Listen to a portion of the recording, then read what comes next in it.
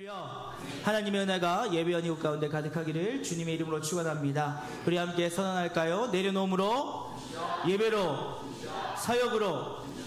여러분, 오후에는 좀 더 이렇게 늘어지고 처질 수 있습니다. 또 날씨가 많이 더워서 지치신 것들 같아요. 여러분, 어깨 피시고, 짧게 끝납니다. 누가 그러시다고 짧은 예배가 제일 은혜롭다고. 그렇죠. 여러분, 저도 이제 교회 사역자가 된 지가 20년 하고도 4개월이 지났습니다. 군대를 막 제대하고 아무것도 모르는 저를 본교 담임 목사님께서 유치부 전도사로 임명해 주셨어요. 그래서 말년 휴가를 나와서 목사님이 임명을 하시고, 그래서 전역하기 한 달 전부터 제가 전도사 사역을 시작했습니다.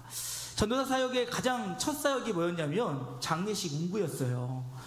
제가 전도사가 됐고 임명을 받았는데, 그 다음날 이 장례 운구위원으로 참여를 하라는 거예요. 여러분, 지금은 제가 그러진 않는데요, 예전에는 되게 그게 겁이 나는 겁니다. 이 관을 든다는 것, 그 안에 시체가 있는데 이걸 든다는 것, 이게 너무너무 무서운 거예요. 뭐 군대 제대까지 했는데 뭐 그런 게 무섭냐라고 할지 모르겠지만, 그게 그렇게 무서웠습니다. 또 그날따라 왜 부슬부슬 비가 내리는지요. 막 비가 내리고 선배 목사님들이 막 장난을 치는데, 뭐 화장터 가면 설렁탕 먹으면 절대 안 된다, 그 고기가 어디서 나왔겠냐, 뭐 이러는데 그 말도 안 되는 얘기가 그렇게 무서운 거예요. 그래서 막 그렇게 막 가슴 조이며 떨었었는데, 지금 생각해보면 참 재미있고 뭐 웃긴 일인 것 같습니다. 또 되돌아보면 아이들, 중고등부 아이들 데리고 수련회를 갔는데, 이 아이들 왜 이렇게 말을 안 듣는지요. 막 저녁에 아이들이 사라져서 이렇게 나가보면 산속에서 빨간불이 반짝반짝반짝이래요. 뭔지 모르시죠? 우리 성도님은 너무 착하셔서. 이 아이들이 산속에 들어가가지고 이럴 때마다 이 담뱃불이 올라왔다 내려갔다 올라왔다 내려갔다 이러는 거예요. 그러면 그것들 잡겠다고 저녁에 뛰어다니면서 이것들 막 머리채를 잡아다가 혼내고, 또 그런데도 그 다음날 또 발견하고, 뭐 이랬던 것들도 있고, 참 목회를 하면서 새로운 것들을 참 많이 경험해 왔던 것 같습니다. 뭐 사역뿐만이 아니지요. 물질적으로도 참 많은 어려움들을 경험했었습니다. 지금도 이제 동기 목사들 만나면 뭐 그런 얘기들 많이 해요. 뭐 힘들고 어렵다, 재정적으로 힘들고 고되다. 근데 정말 사역자의 길을 가는 그 시간들이 참 힘들고 어려웠던 것 같습니다. 물론 오늘 아침에도 말씀을 나눴지만, 중간중간에 그 십자가의 길 가운데 하나님이 주시는 은혜가 있었기에 그 길을 지금까지 이겨나가고 있는 것이지, 그렇지 않으면 아마 금방 지쳐서 넘어지지 않았을까 생각되어집니다. 그런데 참 놀라운 것은 이 모든 것이 하나님의 계획과 섭리 안에 있다라는 것입니다. 사랑하는 여러분, 성경에서 우리에게 말씀하신 대로 창세 전부터 우리를 향한 하나님의 계획이 있으시며, 그 계획이 오늘 우리의 삶을 통하여 성취된다는 사실을 믿을 수 있기를 주님의 이름으로 축원합니다. 주의 길을 걸어가는 성도의 삶, 주의 믿고 따라가는 그 성도의 삶은 바로 이 하나님의 계획하심과 오늘 내 삶에 벌어지는 모든 것들이 하나님의 섭리 안에 있음을 믿는 믿음으로 시작되어야 된다는 것입니다. 여러분, 사도행전을 계속 보게 되어지지만, 사도행전에서 보게 되어지는 바울의 삶은 고난의 연속이었다는 것이지요. 하지만 그 고난의 연속은 이미 하나님께서 그에게 알려주신 바요, 그가 이방인의 사도로 부르심을 받아서 그 길을 걸을 때 이미 마음속으로 각오했던 바라는 것입니다.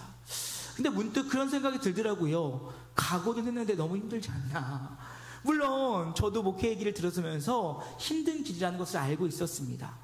그럼에도 불구하고 어느 때는 참 너무 힘들다, 왜 그렇게 힘들게 하나님 나를 훈련시키실까, 이런 생각을 할 때가 있었는데, 바울도 아마 그러지 않았을까라고 생각되어집니다. 허나 그는 하나님의 부르심의 사명과 하나님의 이끄심 앞에 온전히 붙들려 있었기에 오늘 내 삶 속에 벌어지는 하나님의 일들에 대해서 그는 받아들이고 순종하고 있었다라는 것입니다.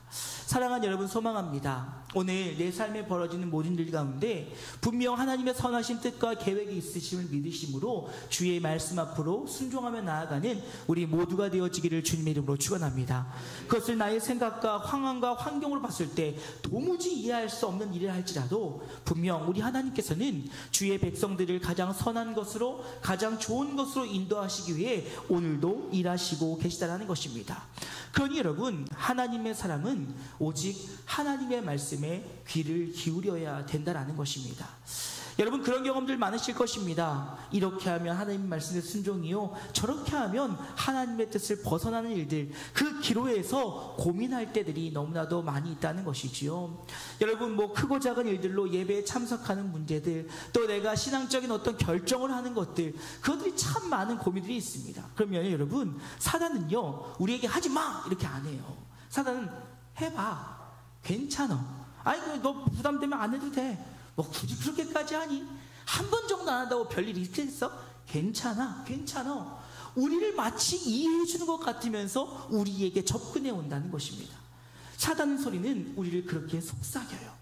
허나 하나님의 말씀은 말씀을 통하여서 우리에게 주신 바요, 그 말씀은 변함이 없으심을 기억하시기를 주님의 이름으로 축원합니다. 그러하기에 그 말씀만이 우리의 삶을 이끌어야 되며 사람의 말이 우리를 흔들어서는 안 된다는 거예요. 여러분, 말씀 보십시오. 지금 이제 그 가이사랴의 빌립보의 집에 있을 때 아가보라고 하는 자가 그에게 와서 이야기합니다.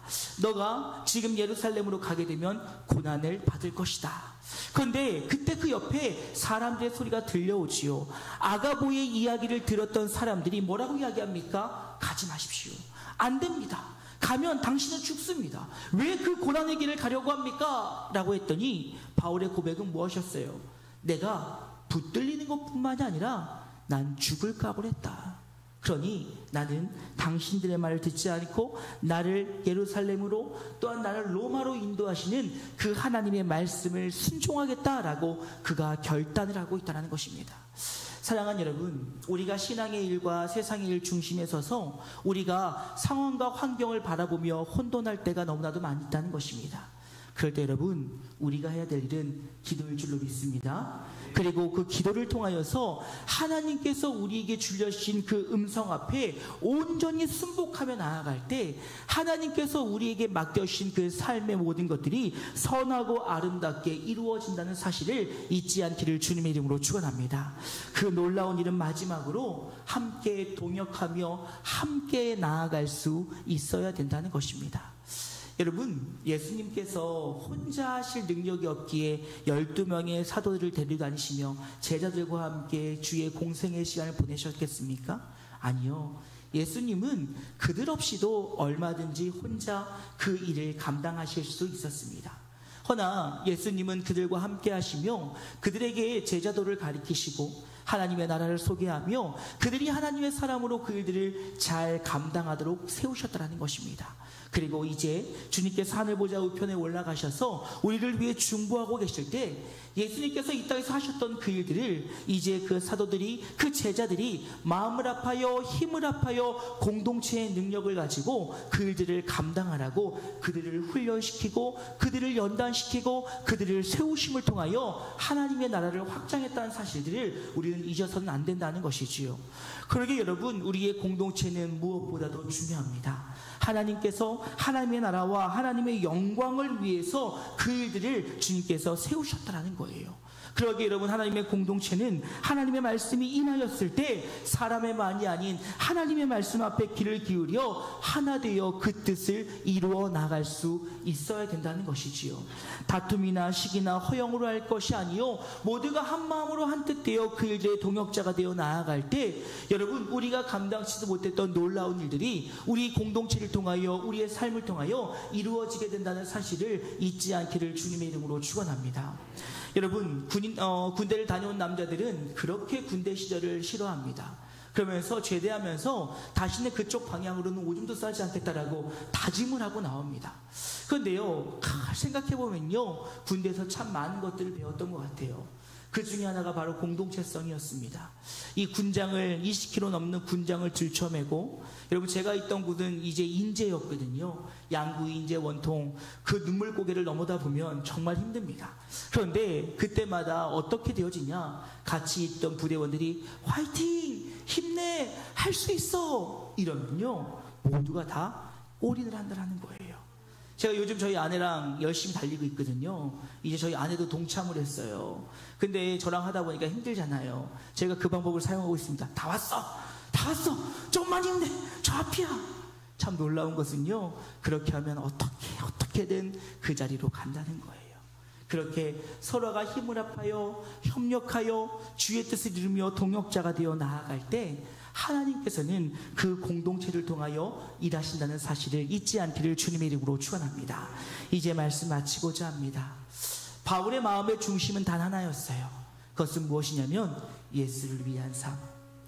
내가 결박을 당하여도 좋고 내가 죽어도 상관없는데 나의 모든 목적은 오직 주의 영광이었어요. 그리고 주님께서 나에게 맡기신 그 사명을 능히 잘 감당하고자 하는 한 가지 이유와 목표만을 가지고 그는 최선을 다했다는 것입니다. 그리고 그런 그의 앞길에 주님의 은혜는 더하였으며 믿음의 동역자들과 함께 하나님의 뜻을 이루어냈다라고 하는 사실입니다.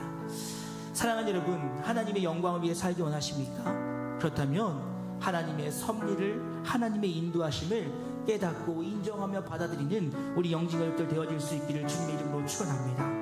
그리고 그 가운데 오직 하나님의 말씀이 우리의 삶의 기초가 되어 하나님의 말씀이 우리의 삶의 길이 되어 등이 되어 비추어 주실 때 그 길을 따라가 믿음의 동역자들과 함께 손잡고 그 영원한 하나님의 나라를 이뤄가는, 하나님의 나라를 세워가는 우리 영진교회가 되어질 수 있기를 주님의 이름으로 축원합니다. 우리 함께 기도했으면 좋겠습니다. 하나님, 나의 삶이 주의 영광을 위한 삶이 되어지게 하여 주시옵소서. 주의 영광을 위하여 나이가 묶일 뿐만 아니라 죽음까지도 각오한다는 그 바울의 고백이 오늘 나의 고백이 되어 정말 예수를 위하여, 주의 영광을 위하여 나의 모든 삶을 다 드리기에 부족함이 없길 소망한다라고 우리 마음을 합하여 함께 기도하길 원합니다. 기도하시겠습니다. 사랑해 주님 감사합니다.